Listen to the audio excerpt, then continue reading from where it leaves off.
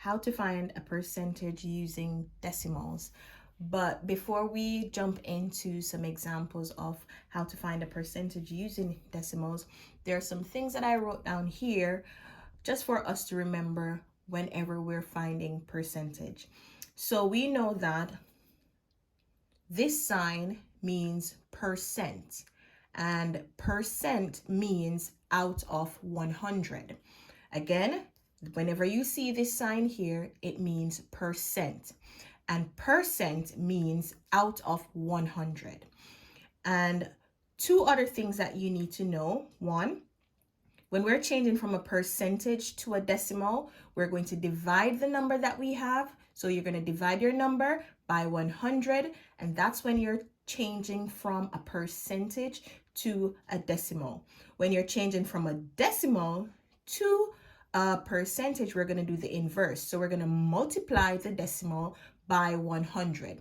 An example that I gave here was 0.47, which is our decimal number, multiply by 100, and that will give us 47%. So stick around, let's go through an example on how to find percentage using decimals. So now we're going to look at how to find a percentage using decimals.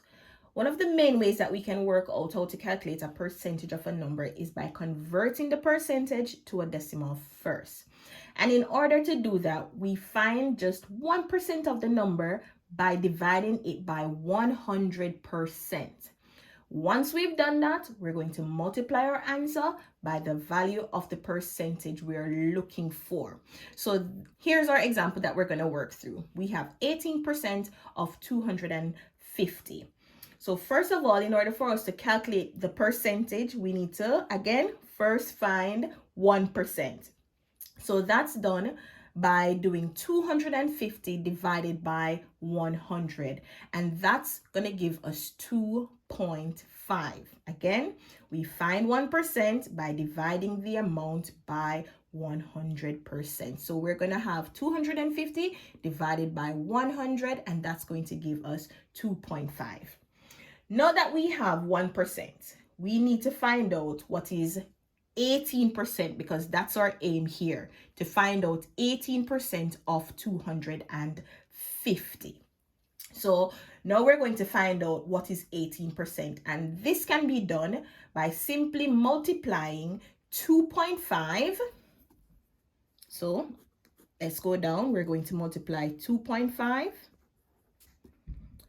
by 18. But we're not just going to multiply 2.5 by 18. Let's go ahead and break this down. So in order for us to break it down, we're going to say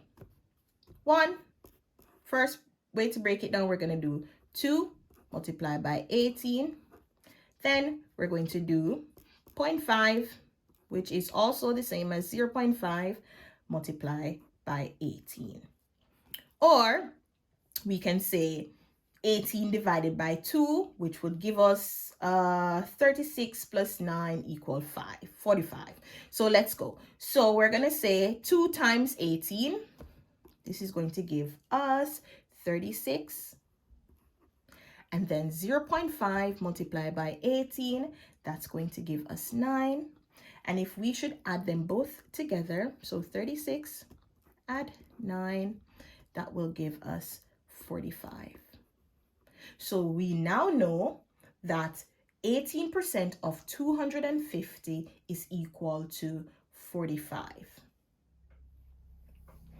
So now that we have an understanding of how to do percentage, we're going to try another example. This time we're going to work out 15% of 180.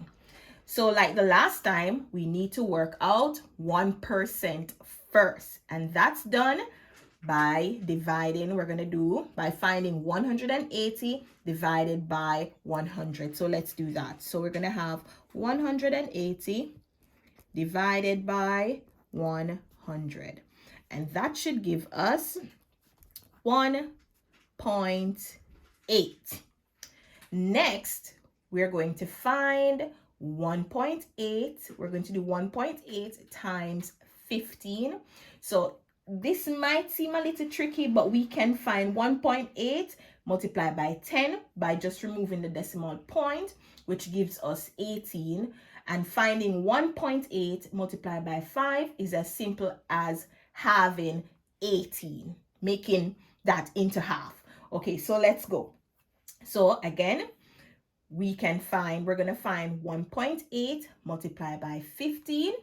And even though it is going to be tricky, we can also find 1.8 times 10 by just removing the decimal point, which gives us 18. And then we can go finding 1.8 multiplied by 5, which is simply as halving 18. So let's take a look at this.